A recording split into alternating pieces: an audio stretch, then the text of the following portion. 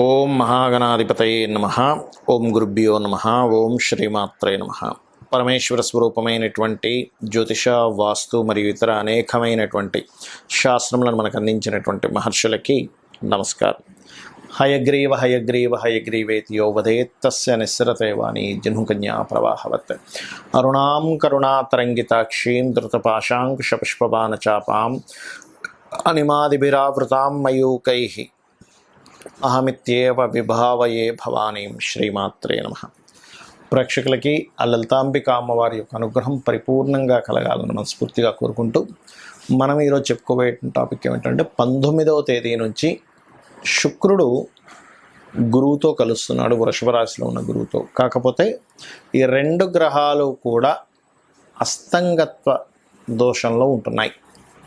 అయితే ఎప్పుడైతే ఈ అస్తంగత్వ దోషంలో ఈ యొక్క రెండు గ్రహాలు ఉంటూ మరలా ఈ కుజరాహువులు కలయిక ఉన్నప్పుడు ద్వాదశ లగ్నాల వారికి, ద్వాదశ రాశుల వారికి, లగ్నం తెలిస్తే లగ్నం నుంచి చూసుకోండి, లేదా రాశి కనుక తెలిస్తే రాశి నుంచి వీరికి ఎటువంటి ఫలితాలు ఉంటాయి, ఏ పర్టికులర్ అంశం మీద కాస్త జాగ్రత్తగా ఉండాలి అనేటువంటి విషయాలు తెలుసుకుంటూ, అదేవిధంగా అసలు జాతక చక్రం లేదు, లేదా నా దగ్గర ఎటువంటి నక్షత్రం తెలియదు కానీ పరిస్థితి ఇలా ఉంది అని అనుకునేటప్పుడు అమ్మవారి యొక్క నామాలలో ఏ నామాన్ని మీరు స్మరించినట్లయితే అద్భుతంగా ఉంటుంది అనేటువంటి విషయాన్ని మనం ఇప్పుడు తెలుసుకుందాం.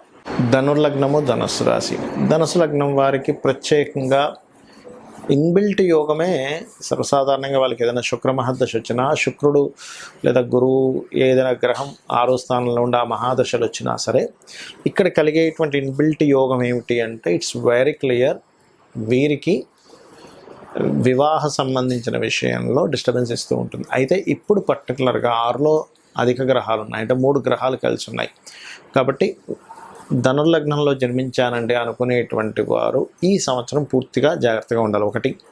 రెండవది, సంవత్సరం అనే కాకుండా ఈ పర్టికులర్గా శుక్రుడు 6లోనే ఉంటూ అస్తంగత్వ దోషంలో ఉంటున్నాడు. కాబట్టి గతంలో ఆల్రెడీ కొన్ని వివాహ సంబంధించిన విషయంలో కొన్ని డిస్టర్బెన్సెస్ జరుగుతున్నాయండి అనుకునేటువంటి వారు, పంచమాధిపతి అంటే మీ కుజుడు రాహుతో ఉండి 4వ స్థానంలో ఉన్నందుకు ఒక్కోసారి ఏమవుతుందంటే భార్యాభర్తల మధ్యని అసలు అది పెద్ద విషయం ఉండదు. ఒక్కోసారి సమ్ టైమ్స్, నేను అన్నిసార్లు అనట్లేదు, కానీ దాన్ని వీళ్ళు అవమానంగా ఫీల్ అవుతూ ఇది ఇలా జరిగింది కాబట్టి పర్టికులర్గా ఈ యొక్క అంశంలో ఈ కాంబినేషన్ ఏదైతే ఉందో ఇలా జరిగినందుకు నేను ఇలా ఫీల్ అవుతున్నాను, సో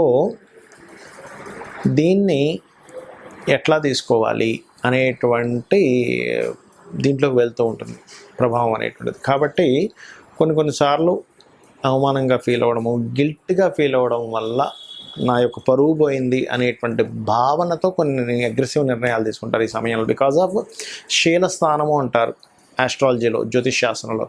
ఆ శీలస్థానంలో కుజరాహులు కలిసి ఉన్నారు. దీనివల్ల ఏమవుతుంటుందంటే మీరు తీసుకునే నిర్ణయాల మీద, మీరు పెట్టే ఇన్వెస్ట్మెంట్స్ మీద, మీరు కొంతమందితో కలిసే కలయిక వల్ల ఇది ఏమవుతుందంటే మీ యొక్క వివాహ జీవితం మీద దీని ప్రభావం చూపిస్తుంది.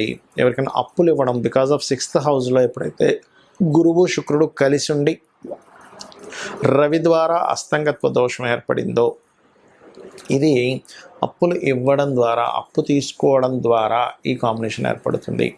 కాబట్టి ఈ పర్టికులర్ అంశం అనేటువంటిది ఈ యొక్క విషయాల మీద ప్రభావం చూపిస్తుంది. అయితే మరి ఈ గురువు ఇక్కడ ఉన్నంతకాలం ఉంటుందా దాని ప్రభావం అంటే ఖచ్చితంగా ఉంటుంది. కాబట్టి ఒక 1 year వరకు మెయిన్గా కాస్త జాగ్రత్తగా ఉండండి. అయితే ఈ ఒక్క 1 month మాత్రం కాస్త ఎక్కువ ప్రభావం ఉంటుంది. ఎందుకు అంటే ఈ 15వ తేదీ నుంచి ఎప్పుడైతే మీకు గురువు మారుతున్నాడో, ఈ రవి మారుతున్నాడో ఈ వృషభ రాశిలోకి, మరొక నెలపాటు ఎక్కువగా ఉంటాడో, అందుకని మీరు అప్పులు ఇవ్వడం కానీ, వివాహ జీవిత భాగస్వామితో లేదా పార్ట్నర్స్తో తెలియని చిన్న చిన్న డిస్టర్బెన్సెస్ కానీ ఇట్లాంటివి చోటు చేసుకుంటున్నాయి. మరియు బయట దేశాలకు వెళ్ళి చదువుకోవడానికి, ఏదైనా కొత్త రీసెర్చెస్ చేయడానికి, విదేశీ కంపెనీస్తో ఏదైనా ఇన్వెస్ట్మెంట్ చేసి వాటి ద్వారా మీరు ఇంపోర్ట్ ఎక్స్పోర్ట్ చేయడానికి మాత్రం చాలా బాగుంది. కాకపోతే ఇక్కడ అప్పులు ఇవ్వడము తీసుకునే ప్రధానమైనటువంటి అంశం మాత్రం కాస్త జాగ్రత్తగా ఉండండి. మరియు దీనికి రెమెడీ ఏమిటి అంటే మీరు దుర్గాదేవి యొక్క ఆరాధన చేయండి, అన్ని విధాలా బాగుంటుంది. మరి నక్షత్రము తెలియదు, రాశి తెలియదు, లగ్నం తెలియదు అనుకునేటువంటి వారు ఏం చేయాలి? ఇప్పుడు ఉన్నటువంటి గ్రహస్థితి ఏదైతే ఉందో ఇది పర్టికులర్గా యూనివర్సల్గాను ఒక రకమైనటువంటి ప్రభావాన్ని చూపిస్తుంది అండ్ మనుషుల యొక్క జీవితాల్లోనూ ప్రభావం చూపిస్తుంది. ఏమిటది అంటే మనకి ఈ సంవత్సరం క్రోధినామ సంవత్సరం అవడం వల్ల కుజుడు ప్రభావం అని చెప్పుకున్నాం. అయితే ఈ కుజుడు జలరాశుల్లో రాహుతో కలిసి ఉన్నందుకు, అది కాకుండా మనకి రవి యొక్క ప్రభావం అంటే ఎండలు విపరీతంగా వస్తూ సడన్గా వర్షాలు పడడం అనేటువంటిది మనం ప్రకృతిలో ఏదైతే చూస్తున్నామో అదే ఎనర్జీ మనకు చూడండి అంటూ ఉంటారు, బ్రహ్మాండము పిండాండము అంటూ ఉంటారు. కాబట్టి ఆ యొక్క బ్రహ్మాండంలో జరిగేటువంటిది ఎలాగుందో మనిషి యొక్క జీవితంలో కూడా దాని ప్రభావం పడుతూ ఉంటుంది. అంటే ఏమిటి, ఒక్కొక్కసారి ఎమోషన్ అయిపోతూ ఉంటాడు మనిషి, అగ్రెసివ్ అయిపోతూ ఉంటాడు, ఎమోషన్ అయిపోతూ ఉంటాడు, కన్ఫ్యూజన్ అవుతూ ఉంటాడు. బికాజ్ ఆఫ్ డియోల్ సైన్లో ఉన్నాడు కుజుడు. ఎప్పుడైతే డియోల్ సైన్లో ఉన్నాడో మనకి రాహుతో కనెక్టివిటీ వల్ల ఏంటంటే కన్ఫ్యూజన్స్, మనకి యూట్యూబ్లో వచ్చేటువంటి కొన్ని విషయాలు కావచ్చు, కన్ఫ్యూజ్ అవ్వడం ఇట్లాంటివి జరుగుతూ ఉంటుంది. కాబట్టి ఎప్పుడైతే ఈ కుజుడు అగ్రెసివ్ ప్లానెట్ ఎవరైతే ఉన్నారో ఈ రాహుతో కలిసి ఉన్నందుకు అందరూ కూడా వారికి, ఉదాహరణకి ఫైనాన్షియల్ ఇబ్బంది ఉందనుకోండి ఎవరికైనా, ఈ సమయంలో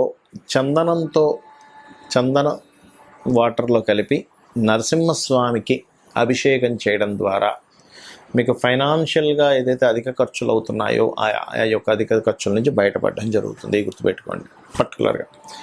అలాగే ఇక్కడ ఎవరికైనా అది అధిక ఖర్చులకి, ఒకవేళ ఫైనాన్షియల్ రిలేటెడ్గా ధనం రావాలి, కొంతమంది చూడండి ఎక్కడో మనీ ఇరుక్కుపోయి ఉంటాయి. బికాజ్ ఆఫ్ ఈ శుక్రుడు గురువు స్ట్రక్కింగ్ ప్లానెట్స్ అని చెప్పుకున్నాం. అంటే శుక్రుడు గురువు మనీని ఇచ్చే ప్లానెట్స్ స్ట్రక్ అయ్యాయి, అంటే మౌఢ్యంలో ఉండిపోయాయి. కాబట్టి ఈ పర్టికులర్ దాంట్లో మీకు మనీ ఇరుక్కుపోయిన డబ్బులు వెనక్కి రావాలి ఇప్పుడున్న సిచ్యువేషన్లో అని అనుకున్నట్లయితే మీరు చేయవలసింది ఏమిటంటే, సూర్య భగవానుడు ద్వారా ఇది జరిగింది కాబట్టి, అంటే సూర్యుడి యొక్క అస్తంగత్వంలోకి 2 గ్రహాలు వెళ్ళాయి కాబట్టి మీరు సూర్యుడిని చూస్తూ ఓం భానుమండల మధ్యస్థ భైరవి భగమాలిని అయి నమః, లేదా ఓం ధర్మాధ్యక్ష ధనాధ్యక్ష ధనధాన్య వివర్ధిని అయి నమః అని నామస్మరణ చేస్తూ, ముఖ్యంగా శుక్రవారం పూట చపాతీలు, ఒక 3 చపాతీలు కానీ 6 కానీ గుర్తుపెట్టుకోండి, వాటిని ప్రత్యేకంగా నూనె మీద కాల్చకుండా, నూనె వేయకుండా కాల్చినటువంటి చపాతీలకి, గోధుమలతో చేసిన చపాతీ అంటే మైదా కాదు, మీరు బాగా అర్థం చేసుకోండి. ఆ గోధుమలతో చేసిన చపాతీకి ఒక 3 కానీ 6 కానీ చపాతీలకి తేనె నీట్గా అప్లై చేసి వాటిని చిన్న ముక్కలుగా చేసి గోవులకు తినిపించండి. ఏదైతే ఈ ప్రక్రియ ఉందో ఇది ఏ రోజు చేయాలి అంటే ఆదివారము లేదా శుక్రవారం రోజు చేయండి. ఇలా కనుక చేసేటప్పుడు ఈ ప్రక్రియలో ఆదివారం నాడు పాయసం, సగ్గుజావతో చేసిన పాయసాన్ని మీరు సూర్యభగవానుడికి గనక నివేదించినట్లయితే ఈ న్యాచురల్గా అంటే యూనివర్సల్గా ఉండేటువంటి ఈ యొక్క గ్రహస్థితిలో ఈ రవి శుక్ర గురువులతో అస్తంగత్వం చేయబడిన రవి ఈ ఏదైతే మీరు చేస్తారో మనీ రిలీజ్ అవ్వడం జరుగుతుంది. ఎందుకంటే ఆల్రెడీ కొంతమందికి వాళ్ళ జన్మజాతకాల్లో 2nd హౌస్ పాడైంది, అందుకని వాళ్ళకి లైఫ్ లాంగ్ ఎప్పుడూ ఏదో ఒక ఇబ్బంది వస్తూ ఉంటుంది, లేదా ఆ పర్టికులర్ దశ వచ్చినప్పుడు. అది ఇప్పుడు పర్టికులర్గా గోచారంలో ఈ శుక్ర గురువులు కనుక రవి ద్వారా అస్తంగత్వం చెందినప్పుడు ఇంకా ప్రభావం పెరుగుతూ ఉంటుంది. అలాంటి సమయంలో మీరు మరింత ఇబ్బంది పడకుండా ఉండాలంటే ఈ యొక్క ప్రక్రియ చేయండి. అలాగే సహజంగానే మనం ఈ మౌఢ్యం సమయంలో కూడా ఎటువంటి శుభకార్యాలు చేయం. అయితే ఇందులో కొంత కన్ఫ్యూజన్ ఉంది. ఎలా అంటే రెగ్యులర్గా చేసేటువంటి బిజినెస్లో ఇన్వెస్ట్మెంట్ చేయొచ్చా చేయకూడదా అని అడుగుతున్నారు.